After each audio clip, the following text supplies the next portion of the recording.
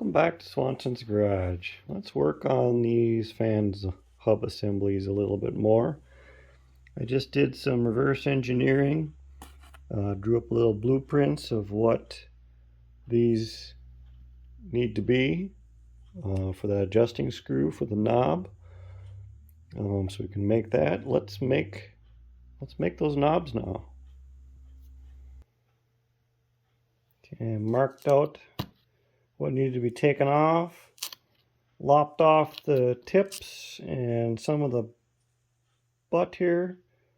Let's go see if we can shape this up into the proper looking knob. Okay, we're back with the finished, or kind of finished knobs. I kind of carved them into shape. So all we have to do now is we'll chuck it in the lathe with the 4-jaw chuck like so. And then we'll turn down this part of the hub to the appropriate diameter. And we'll face this off to get the finished height of the knob. And those knobs will be basically ready to go. What we'll do is turn that shaft where they go into the hub custom sizes. That's why there's two different sizes there. One will be about half and one will be about 440, because these knobs are not the same. This one's got a bigger hole. This one I think we'll actually be able to use the old shaft. We'll be able to turn it down and turn it into what we need it to be.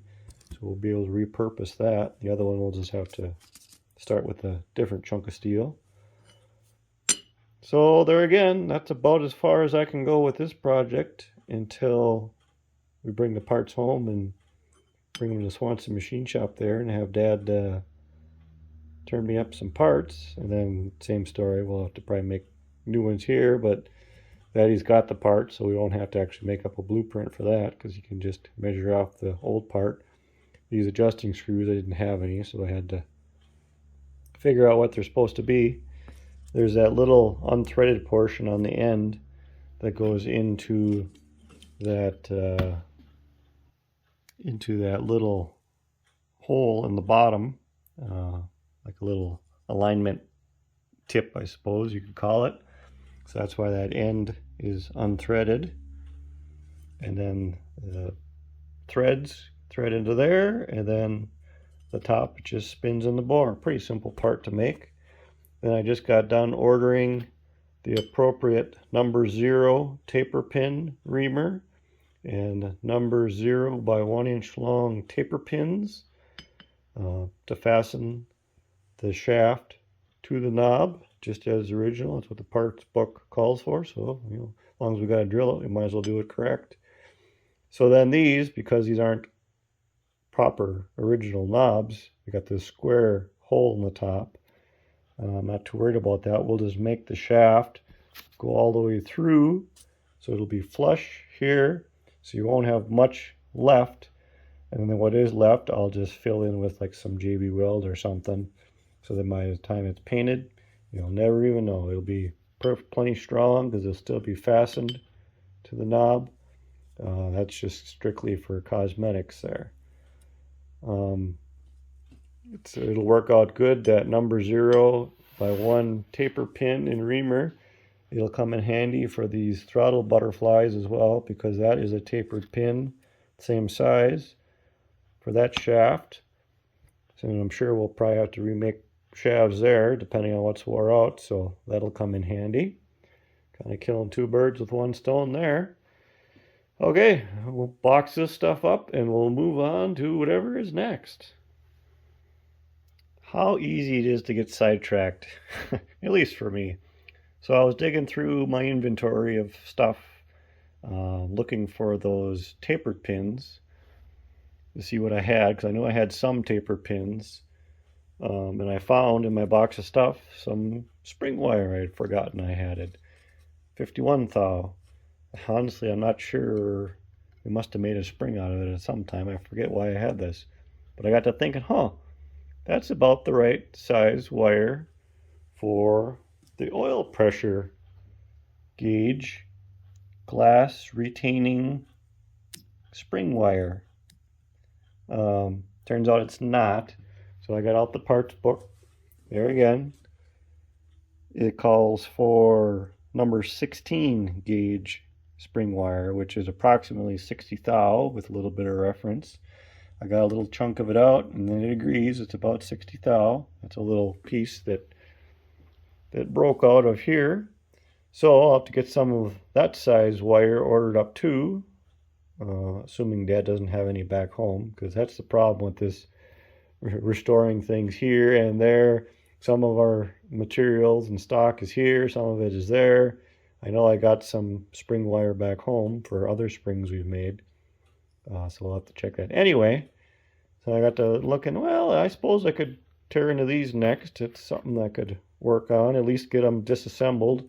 And there again, see what we're going to need for parts and material and stock. And once upon a time, because these are the same oil pressure gauges that are used on the 2035 Allis long fenders, and also for what I believe the very early 27 short fenders. I believe my 27 had one of these.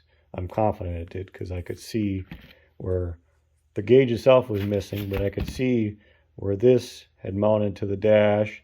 It still had the two oil lines going up to the gauge. It had a spot where the oil was leaking out. I'm confident it had one of these as a tie over from long fender things. Anyway, I have a couple more of these back home for my future 2035 long fender projects that we will also be restoring. So this might be a case of, as long as we're going to do these two for the 1525s, I might get the other ones and restore them all at the same time. Like I started saying, once upon a time, I did contact somebody as far as getting new dials, the gauge faces, made for these. I never went any farther than that because I hadn't really worked on it. I'll have to go see if I can find that contact again and touch base with them again to see, now that I have some good examples of what they should be, because you can clearly read these ones. The other ones that I had were pretty bad. I don't think you can even read the numbers on them. And this one's actually in good enough shape. You can see that the lettering was originally like a, it looks like a silver, almost like a chrome, very light colored. I don't think it was white. Maybe it was white, but it almost looks like it's got like almost a metallic, chromy silver look to it on the numbers themselves. And the background, I believe, should be just like a flat black.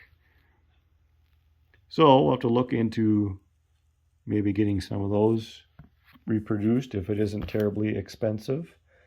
Otherwise, I'll probably just figure out something to make these work if it ends up not being cost effective to redo them.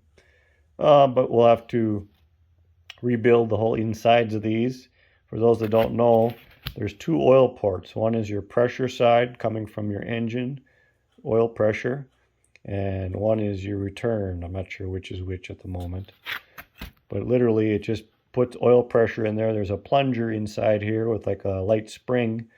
And as your pressure builds, there's a little plunger and like a washer in there that lines up with the indications on the gauge to tell you how much, what your oil pressure is. Of course, this should be straight with the world like that. You can see a little better now. So that would be, you read on your gauge. And I want to make these function and read accurately. That's the goal. Of course, we will have to do a bunch of testing on them first to make sure they read accurately. But yeah, that's, maybe we'll work on that here a little bit. Okay, it's coming apart rather well. I got the gauge face out. This gauge is actually in really nice shape. That one might be able to just, I might clean that one up and just leave that one original. It's like it's almost like it's like a nickel plated on there or something.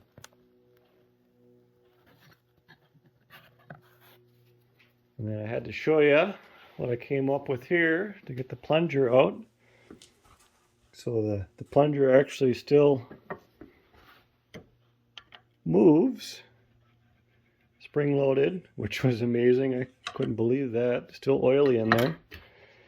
I figured, like, how am I going to get that screw loose? It's a straight bladed screw down in there. Well, you can't get a straight shot at it with a normal screwdriver. You're going to end up rounding off that screw.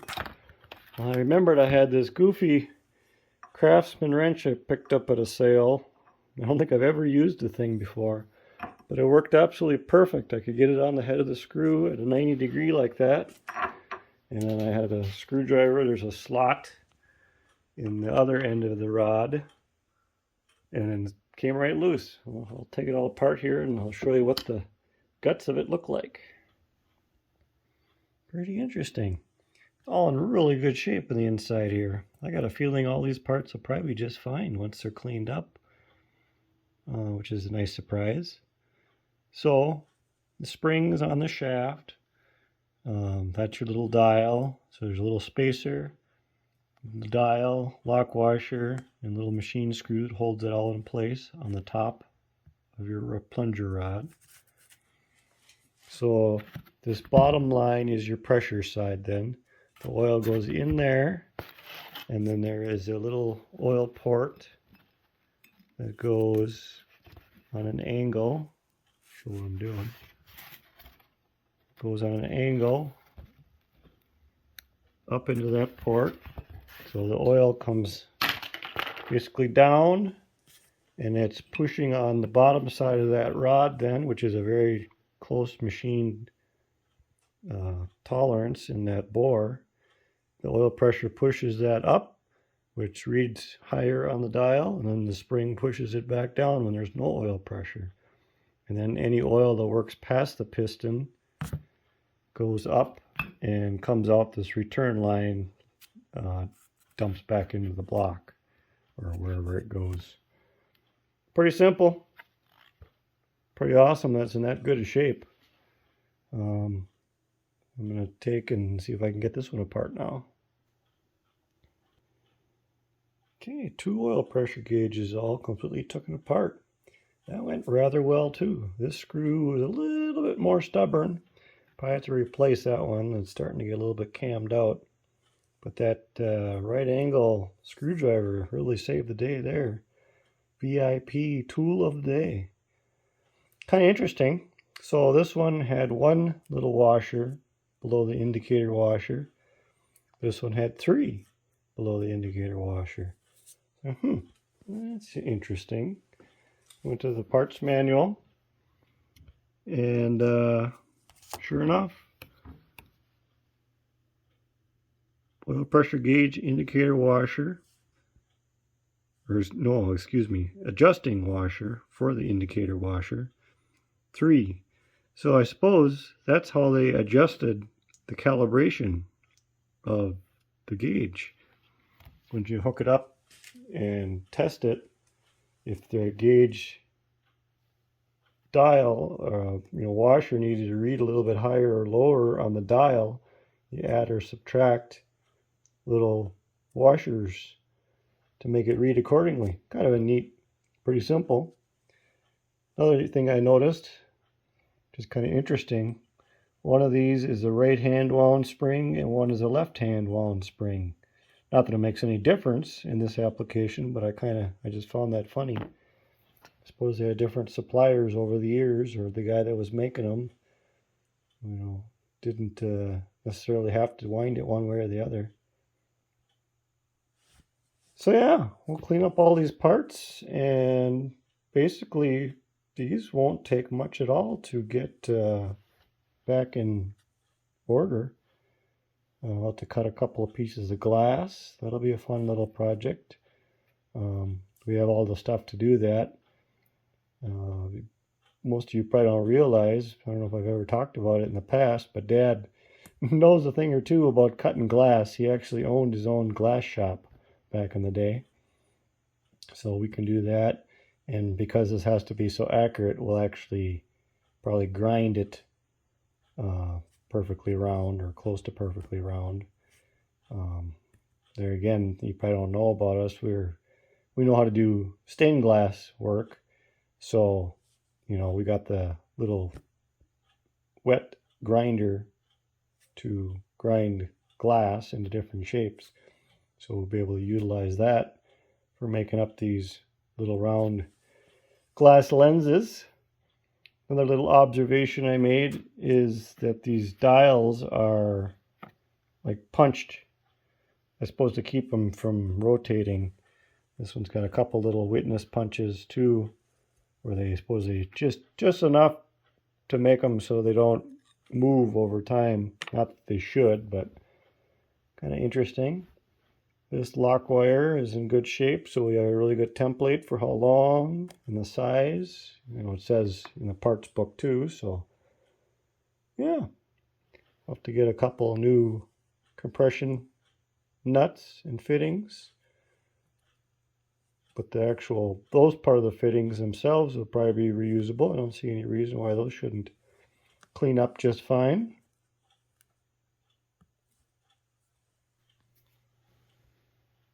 Okay, next puzzle. Dipsticks. This is what I got left from these two tractors. Not much to go off of. I can't even tell for sure how long they were supposed to be. This one I can make an educated guess. This one I got no idea how long the actual tube should be. Luckily the fittings are good, so if we can round up appropriate tubing, we can make some new ones. I'm guessing that's probably soldered in there. We'll get them all cleaned up and figure that out. Same with this. I'm assuming this is probably soldered on to here, but we'll get it all cleaned up, so maybe we can figure that out. And we'll have to confirm with somebody that has an actual dipstick lengths and marks of where fill level should really be, so we can reproduce it accurately so it measures correctly. I looked in the parts book, and it does give information on how big certain parts are supposed to be. I learned there is 2 different varieties of dipsticks. Through process of elimination, looking at the pictures, I figured out that this is the one that I need. And there's the tube, because these other ones must be for the early tractors.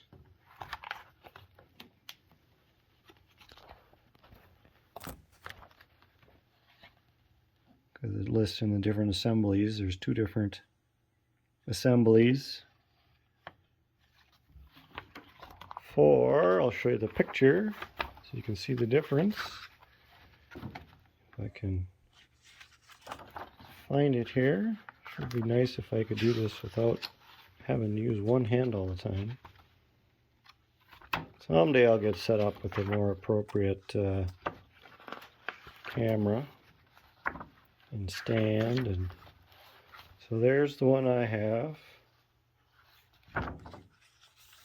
What page was the other one on now?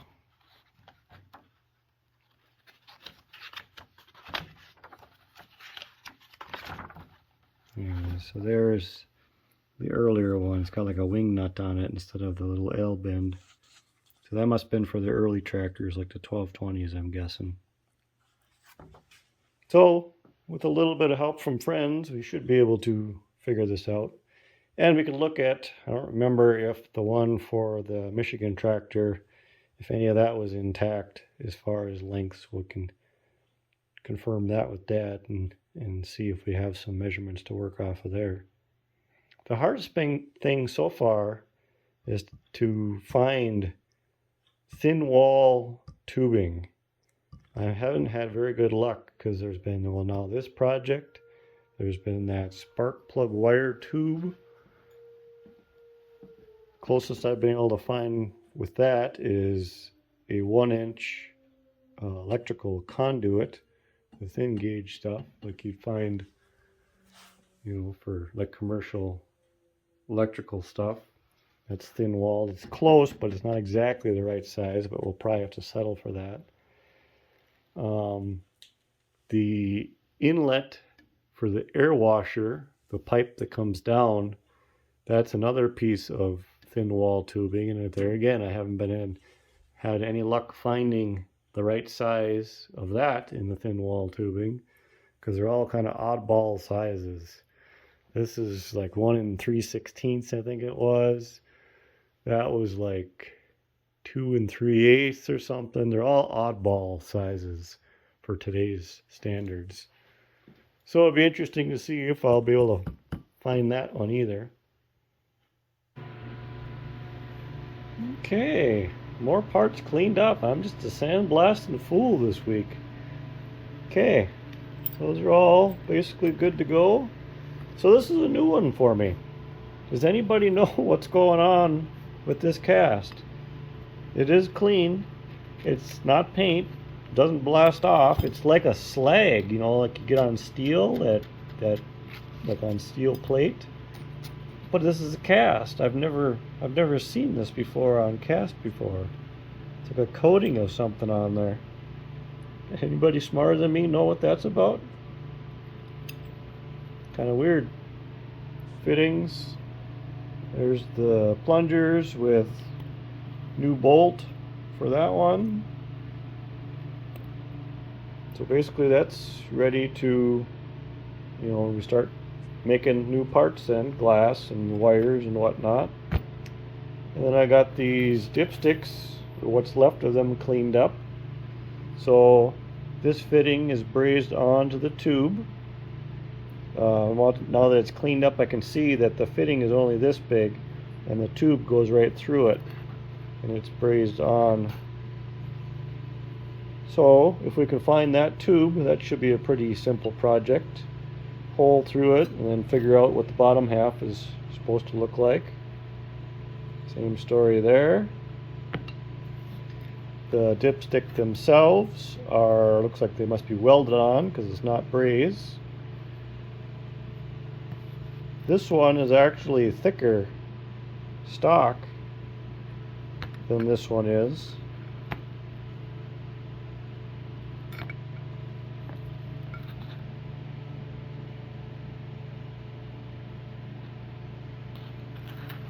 So there again, I'll have to find the right material and figure out lengths and marks. I think there was like a notch there for probably a level, and looks like a notch there for a level. I don't know if that was your minimum and maximum or what, but we'll figure it out. And so far today, I cleaned up some threads on the tie rod, the good one. Cleaned up all 4 ends, straightened them out, cleaned up all the threads and the nuts and the yokes, rounded up a couple of new nuts for the crusty ones here. That'll replace that one, that'll replace that one, that'll replace that missing one. New lock washers. So all we need to do is make up some new pins there, and potentially, depending on how we do the pins, maybe bore and put some bushings in these yokes, because they're rather, you can even probably see that one on camera, rather worn and egg-shaped. Some of them are worse than others. So that project's coming along rather nicely. I'm not sure if this will fit in my sandblaster or not, if I tried that yet. If it will, I'll get that sandblasted up. And then speaking of boring, we recently added another bit of tooling to our arsenal. Bought ourselves a boring head. So that showed up the other day back home. So Dad got right after it, and he already put it to use. Here, check it out.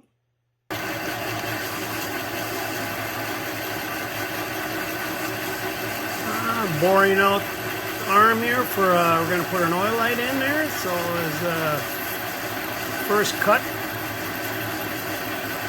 So far so good, and it should be the final cut.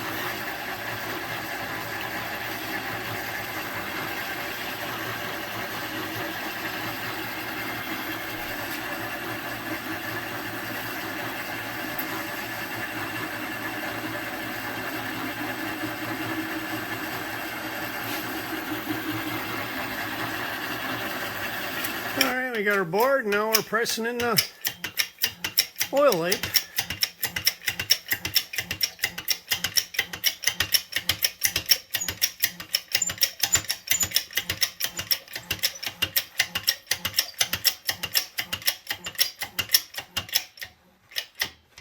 Ta-da! Even the old pin fits pretty nice in that new oil light there. There. Nice and snug. Very little loose, very little rattle there. Unless Jacob still wants a new pin made, but yeah. Turned out really good. One down, one to go. So that's pretty awesome. Good job, Swanson Machine Shop. Appreciate it. Let's move on to the next thing. Okay, next thing's done already. I ended up cleaning up that tie rod that just barely fits in the sandblast booth, corner to corner. So basically that's a little bit past the maximum easily sandblastable part length. I almost need a bigger booth. So I started these oil pipe assemblies. These go on the side of the block. Those 3 ports clamp up against the side of the block to provide oil to all the different bearings and locations. These need to come, all the fittings need to come out yet, and I ordered some long bristle brushes to swab out inside, get that inside of those passages all squeaky clean. So we'll continue with that when those come. Cleaned up all either the clamps to hold this pipe to the block, and these are the hardware for the clamps that thread into the block. For both tractors, all cleaned up, so we're just cruising right along. It's probably about enough for this video again too. We're just pumping out content, excuse me, lately it seems. Getting lots done over Christmas break here. I realize it's way after Christmas by the time you're seeing this, but I'm getting a kind of ahead of the game, a few weeks ahead of the game, which is nice. If you haven't hit the subscribe button, please do that. If you hit the notifications, you'll be notified anytime I put out a new video, so you don't have to go and find it or anything. Leave a comment below if you would. Let me know what you think. It helps the channel get seen. And tell your friends about it. Share it all. Thanks for watching. I appreciate all your views. See you guys later.